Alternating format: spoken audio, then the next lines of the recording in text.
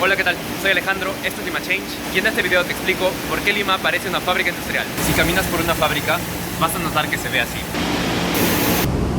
Y si caminas por Lima, vas a notar que se ve así. ¿Te diste cuenta de algo? Ambas usan mucho, pero mucho amarillo. Este es un color muy especial. Antropológicamente es un color que nos genera alerta. Desde que el ser humano está en la Tierra, lo que le decía, hey, despiértate, ha sido y seguirá siendo el color amarillo.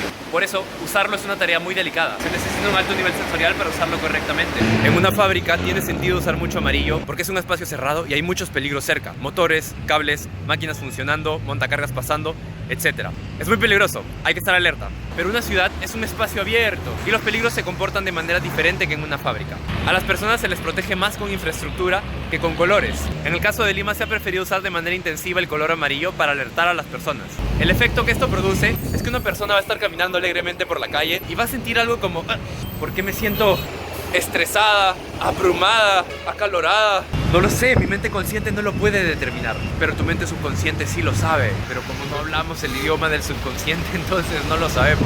Por eso en este video voy a interpretar para ti cómo reacciona la mente consciente ante los objetos de color amarillo en una ciudad y cómo reacciona la mente subconsciente. Ejemplos: consciente, subconsciente, consciente, subconsciente, consciente, subconsciente. Felizmente, como suele ocurrir en Lima, si por un lado está el problemón, por el otro está la solución. Este defecto de diseño ya está resuelto en otras partes de la ciudad, así que vamos a ver cómo funciona. Esta calle tiene algo especial. Puedes notar que esta vereda mantiene sus colores naturales en los bordes. No tiene ninguna señal, ningún tipo de pintura. Aún así, las personas notan su presencia, comprenden su altura. Lo mismo pasa con los carros. Doblan sin ningún problema. Hay que reconocerlo, la vereda anterior era completamente roja. Pero lo mismo pasa cuando la vereda es completamente de cemento y mantiene sus colores naturales. Sigue habiendo contraste entre la vereda y la pista, a pesar de que sus bordes no son amarillos. Se ve muy bien. El mensaje sigue siendo muy claro. Esta vereda te sigue diciendo, por si acaso, aquí está mi borde, aquí está mi rampa. En realidad está muy claro. Y las personas, al igual que los perritos, lo entienden bien y lo siguen usando de la misma manera. Y no fue necesario pintarla de amarillo.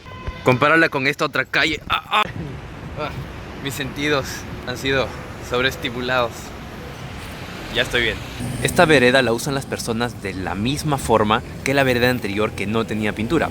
Funciona exactamente igual. Como da lo mismo que esté o no esté, concluimos que la pintura no está agregando valor a ese producto. Y cuando un componente no agrega valor a un producto, a ese componente se le llama desperdicio. Incluso podemos decir que la pintura le está restando valor a este producto. Estéticamente lo está deformando. Sin pintura se ve así.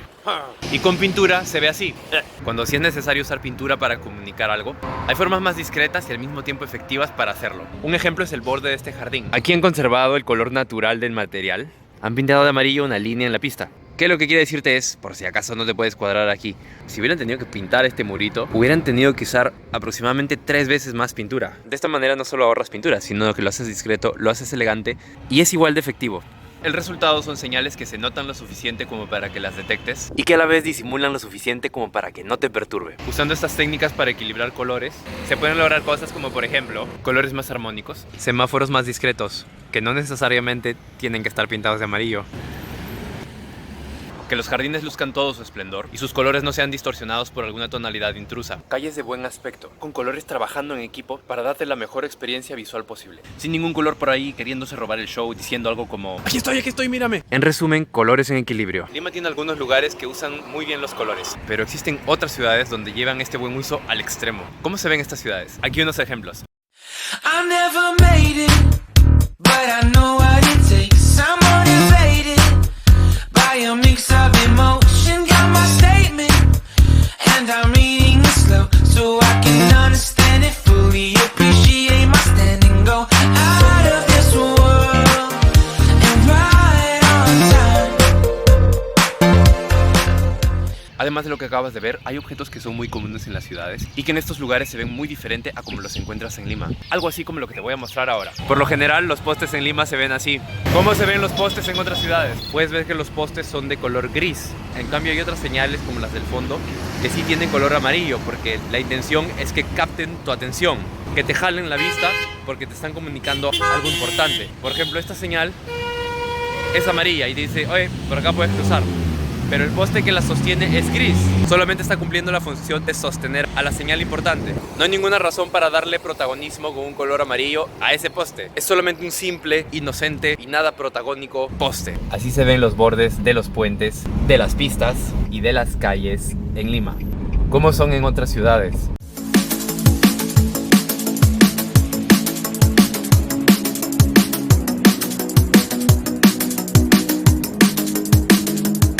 Así son las barandas en Lima. ¿Cómo son las barandas en otras ciudades?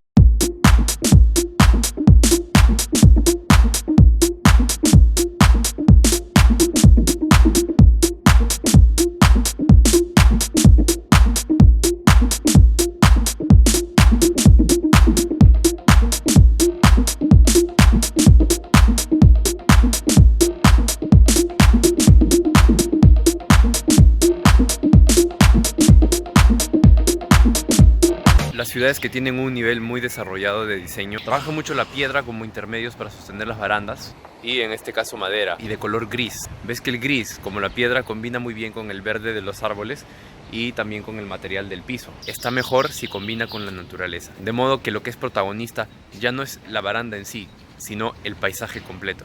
Y después de todo lo que hemos visto en el video, podemos sacar 3 conclusiones.